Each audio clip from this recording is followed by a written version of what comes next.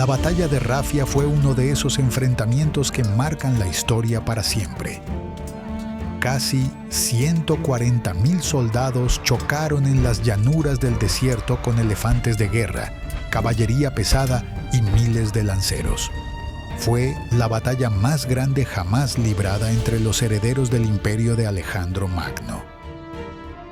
Esta batalla decidió quién controlaría Siria, una de las regiones más ricas y estratégicas del Mediterráneo. También mostró las primeras grietas en el sistema que había dominado el mundo durante casi un siglo. La victoria egipcia pareció un triunfo total, pero en realidad plantó las semillas de una revolución interna que casi destruyó el reino ptolemaico. Cuando Alejandro Magno murió en el año 323 a.C., tenía apenas 32 años y había conquistado un imperio que se extendía desde Grecia hasta la India. No había dejado un heredero claro y sus generales no tardaron en pelearse por los pedazos. Después de décadas de guerras, el imperio se dividió en varios reinos. Los más poderosos eran tres: Macedonia en Grecia, el reino de los Seleucidas, que abarcaba desde Siria hasta Afganistán, y el Egipto de los Ptolomeos. Cada uno de estos reinos estaba gobernado por dinastías griegas o macedonias, que se consideraban los verdaderos herederos de Alejandro. El problema era Siria. Esta región, con sus puertos mediterráneos, sus rutas comerciales y sus ciudades prósperas, era demasiado valiosa. Los Ptolomeos la querían para proteger Egipto por el norte. Los Seleucidas la necesitaban para conectar sus territorios occidentales con los orientales.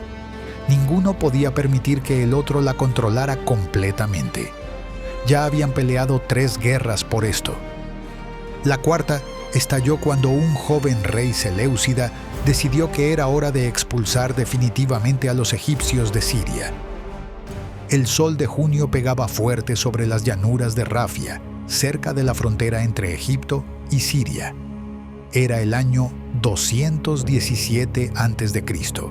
y 2 de los ejércitos más poderosos del mundo mediterráneo estaban a punto de chocar. Por un lado marchaba Ptolomeo IV Filopator, el rey de Egipto de apenas 25 años. No era precisamente un guerrero nato, de hecho, prefería los banquetes y las artes a los campos de batalla. Pero ahí estaba, montado en su caballo, observando las filas interminables de sus tropas. Había heredado un imperio rico, sí, pero también una guerra que ya llevaba varios años arrastrándose. Del otro lado venía Antíoco el III, que ya se hacía llamar el Grande, aunque todavía no había cumplido los 30. Este sí que sabía de guerra. Había pasado los últimos años reconquistando territorios perdidos del imperio seleucida, y ahora quería coronar sus éxitos apoderándose de toda Siria y la costa mediterránea. Su ambición no conocía límites, y cada victoria lo había convencido más de que estaba destinado a restaurar la gloria del imperio de Alejandro. Los 2 ejércitos que se miraban frente a frente en Rafia eran impresionantes. Nunca se había visto tanta concentración de poder militar griego en un solo lugar. Ptolomeo había reunido unos 70.000 hombres, griegos, macedonios, egipcios, mercenarios de todas partes del Mediterráneo. Su formación seguía el modelo macedonio clásico, con la falange como columna vertebral. Miles de picas de 6 metros apuntando hacia adelante, escudos brillando al sol. Los soldados llevaban el equipamiento tradicional, el casco corintio de bronce, la coraza de lino reforzado con placas metálicas, las grebas que protegían las espinillas.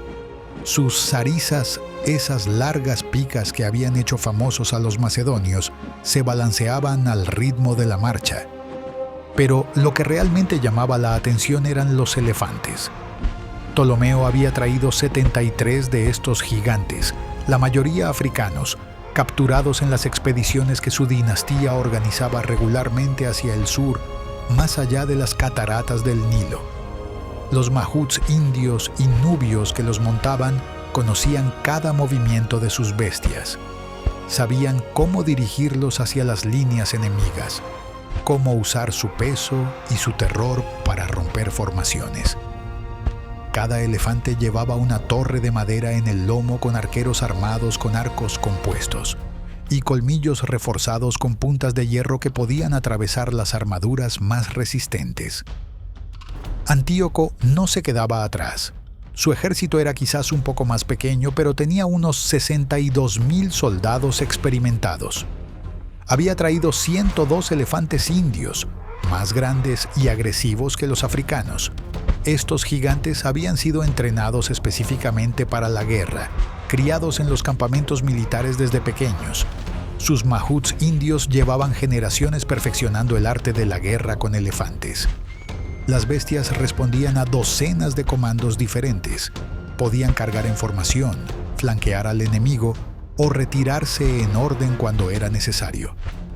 Las tropas de Antíoco incluían la famosa falange Argiraspides con sus escudos plateados que brillaban como espejos bajo el sol del desierto.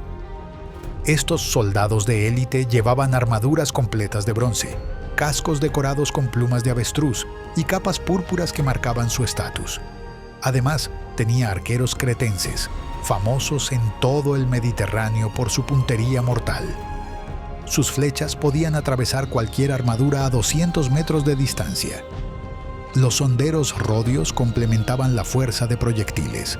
Con sus ondas de cuero podían lanzar proyectiles de plomo con inscripciones amenazantes contra el enemigo. La caballería pesada catafracta de Antíoco era quizás su arma más temible.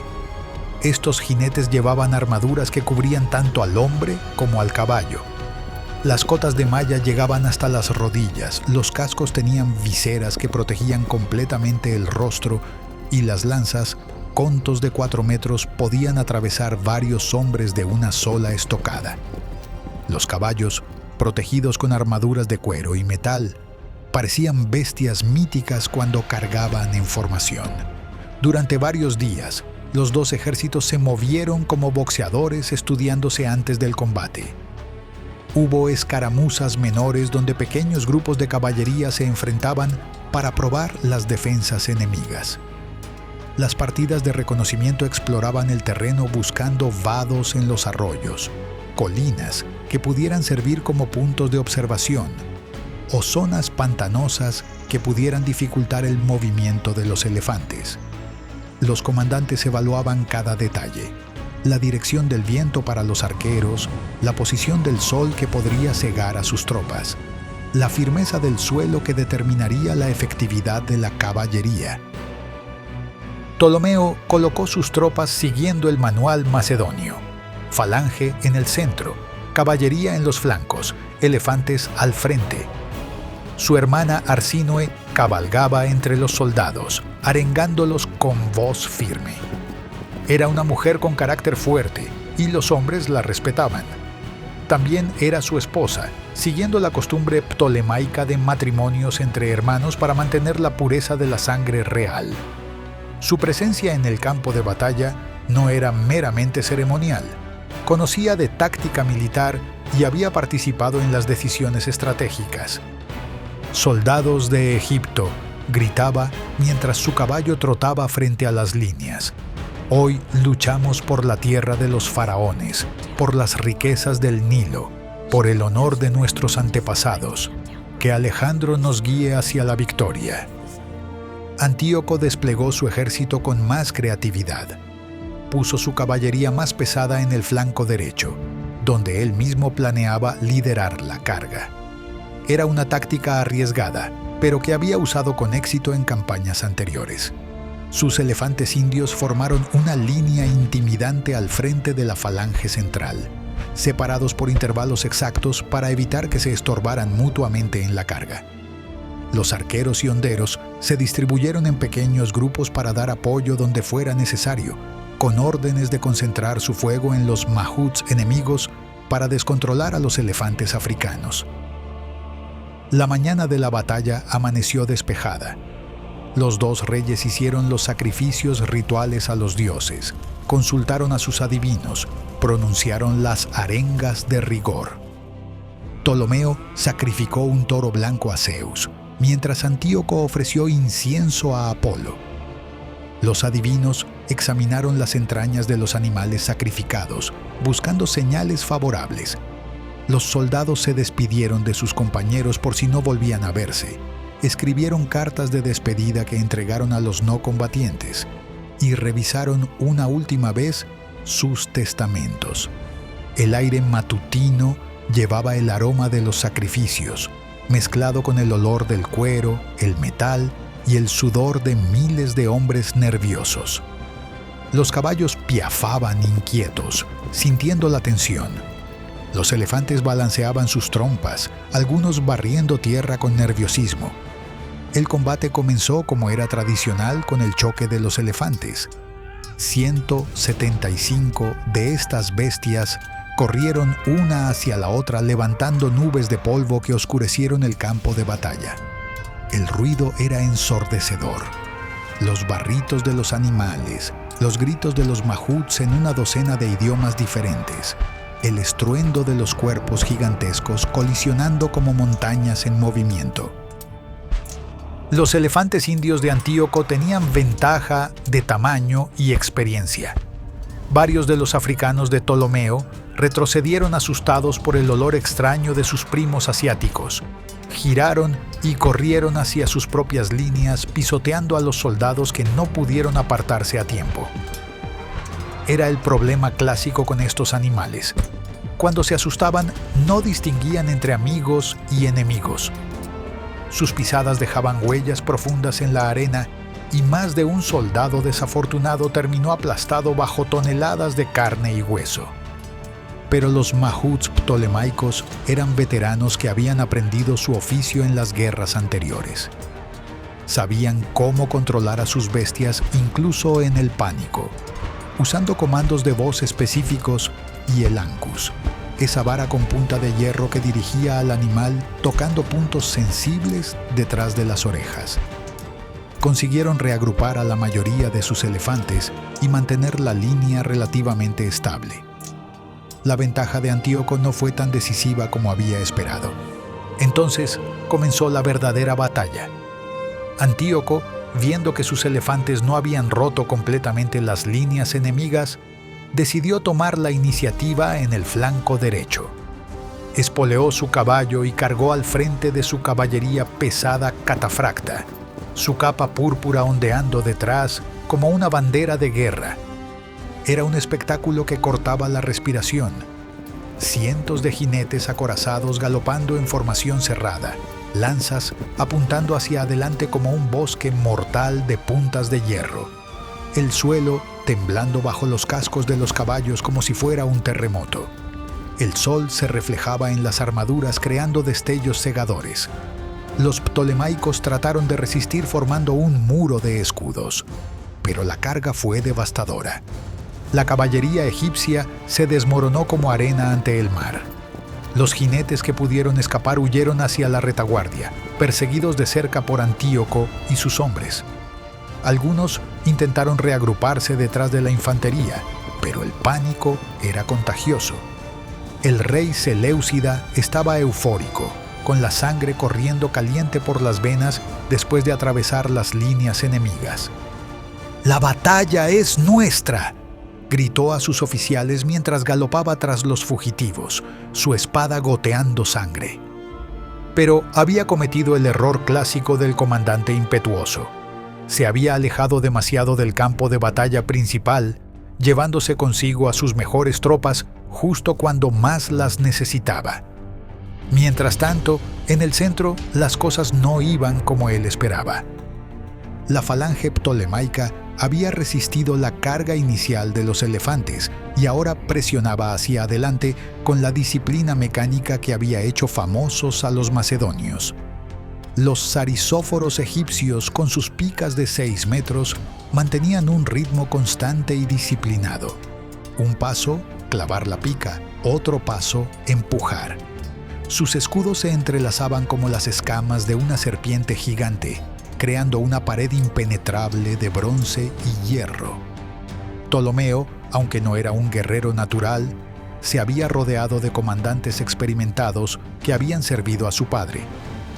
Su general Sosibio coordinaba los movimientos desde el centro, montado en un caballo blanco que lo hacía visible para los mensajeros.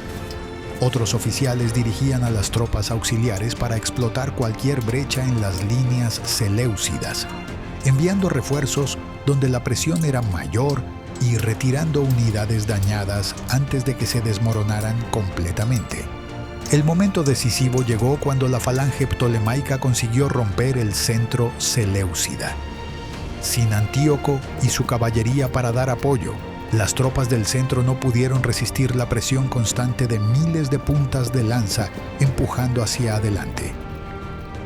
Los soldados seleucidas, muchos de ellos mercenarios sin la disciplina férrea de los veteranos macedonios, empezaron a ceder terreno.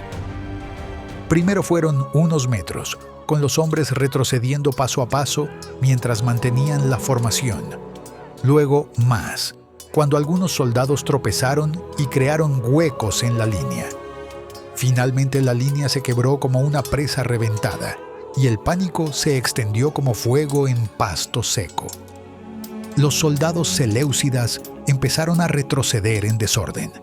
Al principio fue una retirada organizada, con los oficiales gritando órdenes y tratando de mantener a sus hombres en formación. Pero cuando vieron que su rey había desaparecido persiguiendo a la caballería enemiga, el pánico se extendió. ¿Estaba muerto Antíoco? ¿Los había abandonado? ¿Era esta otra de las traiciones que habían desangrado el imperio durante décadas? Los rumores corrían más rápido que los caballos. Un soldado gritaba que había visto caer al rey, otro juraba que había huido del campo de batalla. En la confusión nadie sabía qué creer.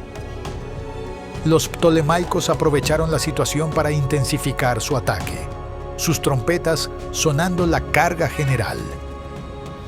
Cuando Antíoco finalmente regresó de su persecución victoriosa, con las riendas sueltas y una sonrisa de triunfo en los labios, se encontró con una escena de pesadilla.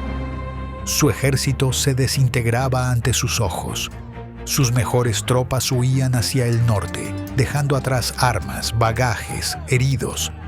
El campo de batalla estaba cubierto de cadáveres con los colores seleucidas y los buitres ya comenzaban a descender en círculos perezosos.